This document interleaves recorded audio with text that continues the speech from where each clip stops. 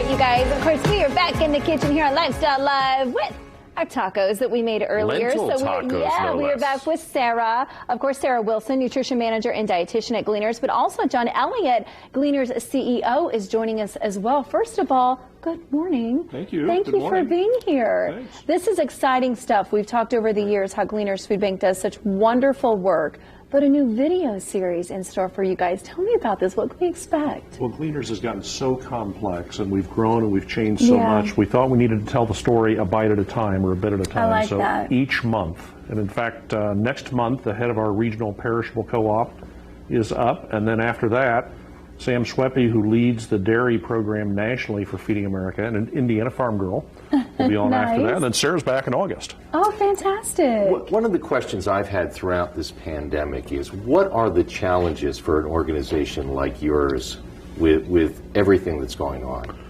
Well, we were already changing the mix quite a bit. You know, we had, for example, 0 pounds of fresh food straight from the farm into early 17. And then we launched that co-op and have grown it dramatically, 43 million pounds of fresh produce last year from 0.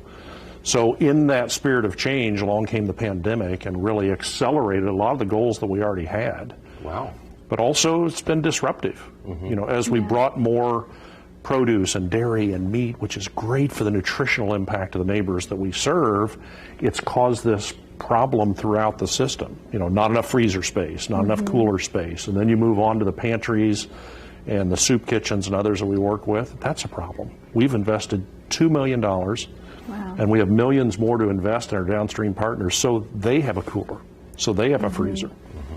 So there's good tension in the supply chain, I think, in addition to those caused by the pandemic. And I think food insecurity a lot of times happens to go by the wayside. So many of us and communities don't realize just how many areas perhaps don't have access to the food that perhaps others do. You see that quite a bit. Well, we do, and actually, you know, right now we're in a period of price inflation, you know, in retail stores. We really are. When really the supply has not straightened out entirely. So as you're shopping in the store and you see those prices are higher, as you're filling your gas tank and those prices are higher, know that Gleaners dollars are being stretched not quite as far. And it's as more people rejoin the food lines because the price of food, our dollars are not going as far. So sometimes the economics work against us and sometimes for us. What is your ultimate hope with the video series that you guys are launching? What are you hoping to do? Well, we find most people know some about Gleaners. You know, certainly the traditional food bank role. They may not know about the co-op. They may not know about disaster response or some of the other roles that we play regionally even. And so we want to tell our story a chapter at a time or a piece at a time so that they can get to know us more fully. Absolutely. Hey, Sarah, I was not included in the earlier segment here in the kitchen. Could I try one of these? Yeah, George. Lentil it looks tacos like and she's got a few more ready to go. I don't need a fork. I'm a barbarian. I can just start right. So, and what I know one of the things about Gleaners is not, you know, you think about food banks, sometimes you think of canned goods, but you all are all Mm-hmm. about the good stuff.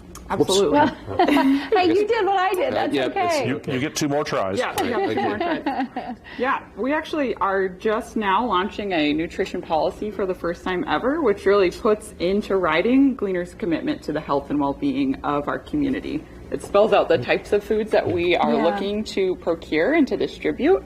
Specifically, thank you.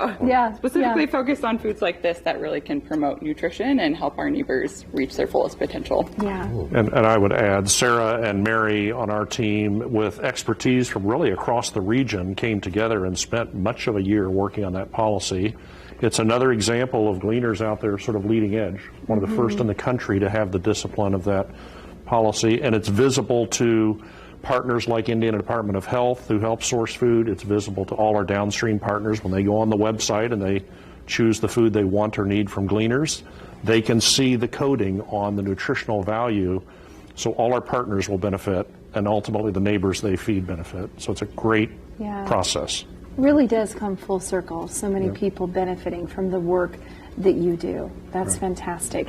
Anything else that you would like to add, or how to get in touch with you or to learn more about you guys? Well, I wouldn't be doing my job as CEO if I didn't mention that, more expensive food means a need for more donations. Yeah. But actually, the most challenging thing for us now is filling the volunteer slots. Okay. And all of that, more about the nutrition policy, the recipes for the tacos, you can find everything at Gleaners.org. There you go. You guys, thank you so much. Sarah John, I appreciate your time. George, how's that taco? It's fantastic.